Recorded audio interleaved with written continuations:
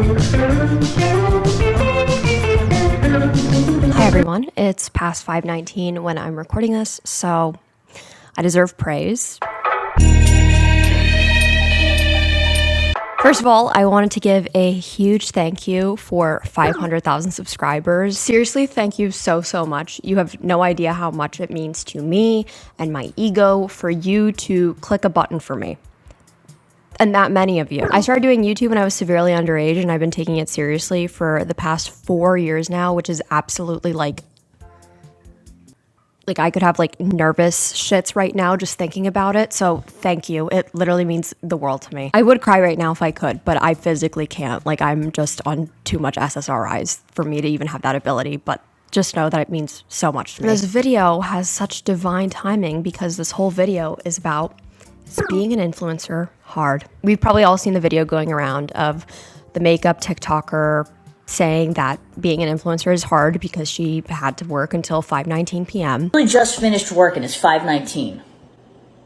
Try being an influencer for a day. Try it. I don't want to focus this whole video on what Michaela said. It's an old video. She apologized for it. What she said has been taken out of context a bit, and I don't think it's that deep that she deserved all the hate that she got from that video. I also really like the way that she says tart, which is why I followed her on there in the first place. Tat, tat, tat, tat, tat. But her video and also the backlash that she faced, it really got me thinking, and that's how this little video idea was born. Is being an influencer actually a difficult job? I said for most of my time with this career that I don't like the term influencer for myself. I prefer content creator. My whole focus for the past few years was YouTube videos and nothing else. I didn't start because I wanted to work with brands. I simply work with brands that I do like because it helps pay the bills in order for me to continue making YouTube my main thing. But my job is still being an influencer. And like 99% of my in real life friends not being influencers, not being really social media girlies at all. I feel like I have this other experience and other opinions as being an influencer and it being my full-time job, while also not really living in a vacuum of the social media world. So while I just tooted my own horn a shit ton and basically in a nice way said, I'm down to earth, I'm not like the other girls, that's not what I'm saying at all. We have to ask the question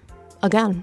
Is being an influencer hard? Please keep in mind there has to be some nuance. Not every single person's experience is the same. Someone like Casey Neistat's career is so vastly different from mine, and no two experiences will really be the same as in terms of experiences, workload, etc., etc. So while a bitch demands nuance, I'm also demanding some truth and reality, and this might make some of my influencer friends, who I don't have that many of, might make them a little upset. And for that, I'm sorry, not really, but I fear that I am like shaving against the grain right now. I don't think that's a saying. I think that's the best way to describe it. Okay, so for some context, my mom is a housekeeper. She came to America from Poland. That is kind of a job that a lot of immigrant mothers pick up in America, is being a housekeeper for people. People definitely look down upon my mom or I, especially when I was growing up, but now I could like literally not be prouder of my mom. And the way that she always talked about her career growing up to me, she's like, why would I be ashamed of this? Like, I literally get to be my own boss. I get to create my own hours. I get to choose who I work for. I get to decide what I do. And she absolutely loves the experience of being able to work for herself, for the people that she does. And she told me from a very young age that, Nicole, if you have the opportunity to work for yourself, you definitely should. And I didn't really keep that in mind until I got older and I started getting my own jobs. I worked at Schmieda's Italian Ice. I worked at Botley. I worked as a babysitter. I worked as an RA in college. And as I was working all these jobs, I started to realize that, holy shit, I never want to work for someone else ever again. And I kind of made that promise to myself. And I wasn't able to quit all of like my little side hustle jobs until I was 20 years old when YouTube became my full-time thing. Holy shit. I quit my job today!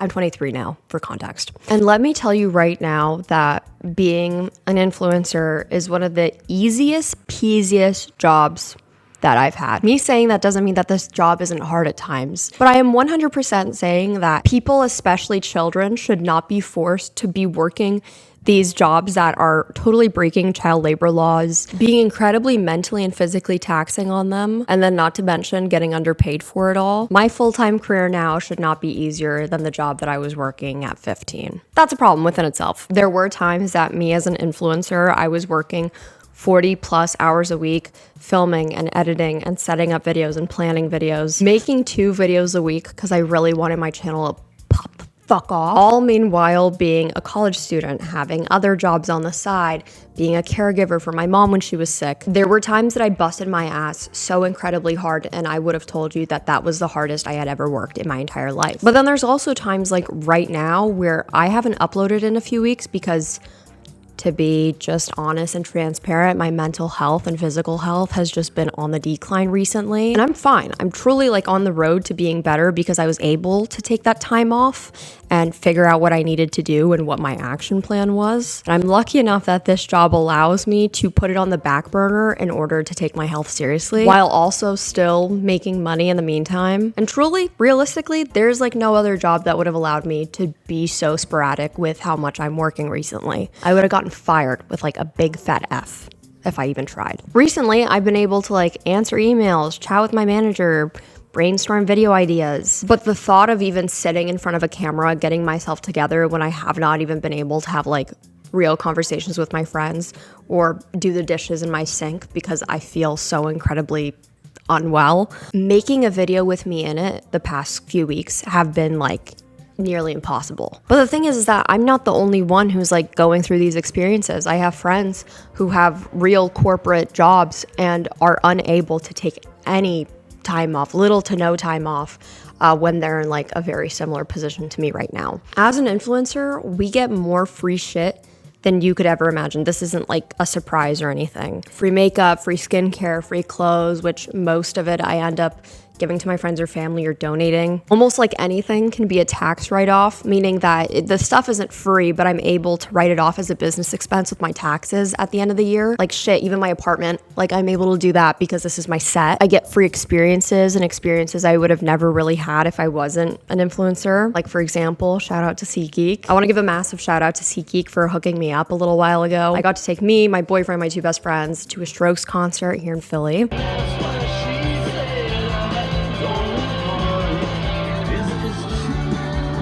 Everyone on this channel knows the things that I would do for the Strokes. If you don't know, SeatGeek is a ticketing app and it makes buying tickets super simple and easy. I literally have the app on my phone and it's by far the easiest way to buy tickets. SeatGeek literally has tickets to anything and everything, and they want to make sure that you're getting a great deal. So make sure to look for the little green dots. Green means good deal and red means pretty bad deal. I'm going to give you all the hookup for an even better deal. Use code Nicole Rafiee for $20 off tickets on SeatGeek. That's $20 off your first purchase with promo code Nicole Rafiee. Make sure you click the link in the description to download the app. Thank you, SeatGeek. I mean, that's literally an influencer thing. That's like as influencer-y as an influencer can get. Looking back, I like to think that I busted my ass so hard when I was like 19, 20, 21, barely had a social life, barely had like a personal life, barely had a life outside of the internet, so that I could have this freedom and this ability to make videos when I truly feel passionate about a topic and when I'm feeling mentally my best. But that just isn't the case for most people. You can also bust your ass for years and years and years, and you can still get laid off at a professional company. You can still be forced to work 40 plus hours, and you can still not have a life outside of your work, even if you bust your ass. Now, has YouTube played some sort of part within my mental health decline? Yes. Has it caused me to isolate more than the normal person should? Yes. Has it caused me to equate my worth to numbers, which is like not a natural thing for the human brain to do? Yes. Has my career also put my safety and privacy in danger? Yes. And to all those negatives, there's also an immense amount of positives. Has it helped me be financially stable? Yes. Has it greatly been able to benefit my family financially? Yes. Has it helped me in a global crisis, like, I don't know, the pandemic, that I still got to have a job and if anything, it boomed in that time? Yes. And has it helped me have such a flexible schedule that my friends will literally send me those unemployed memes because my flexibility and freedom is equivalent to the person who is unemployed? Yes. And they are all funny. And I do relate to most of them. Except when I do like make a video and then I have to like isolate for like a few days again and everyone's like, where did Nicole go? It's like, I don't know. And that's a lot of jobs. There will be pros and cons to it all. But those pros are very severe pros. and I cannot complain about those. Being a human, we naturally want to complain. Like, we naturally just want to talk shit on ourselves and our issues, right? We want to come online too and complain about being an influencer. Fuck, I did it. Michaela did it, and then a whole bunch of other influencers who also defended her did it. However, is it may be important to think about how inconsiderate or how insensitive something like going online and complaining about your career to the people who helped build it for you, how like shitty that sounds to them, especially right now during like a job crisis. We're in literal crisis mode.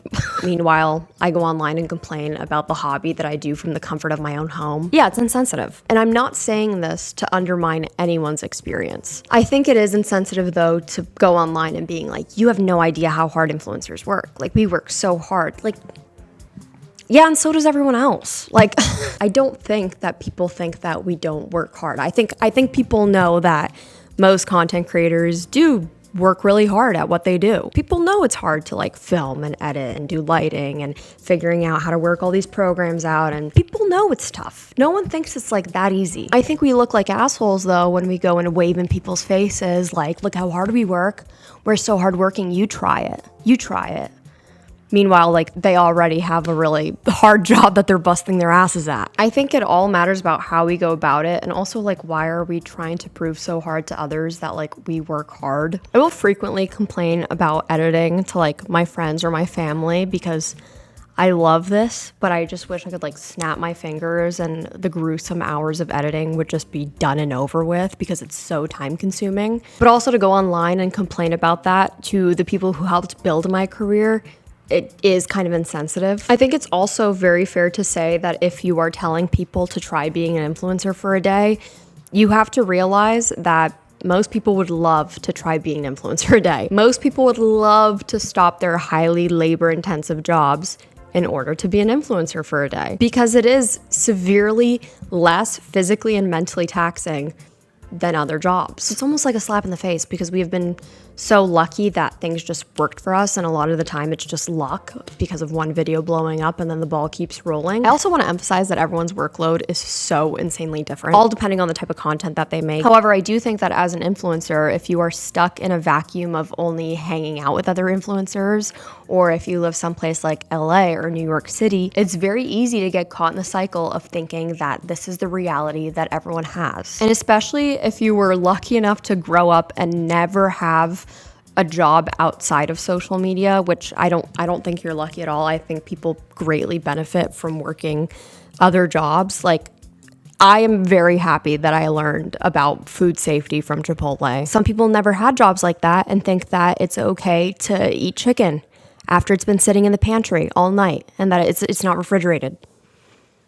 Anyway, moving on. If you know, you know. Anyway, I think that being an influencer and being stuck in this bubble can take away a whole lot of perspective and real life experiences that would happen to a real person. And it's very likely that they will lose touch with reality, having like a little to no interest with life outside of social media or contributing any good to society, especially if it's not paid work. I think this also happens to a lot of new influencers when they're like up and coming and booming, because it definitely happened to me where I was just like, go, and I was making a lot of content in a short amount of time because I wanted to keep that momentum going and ride that wave and that high. And I'm sitting here defending myself like, oh, you don't think I work hard? I work so hard, I bust my ass. Here, let me prove it to you how much I bust my ass. And I like had to remind everyone on social media and in real life how much I bust my ass making YouTube videos.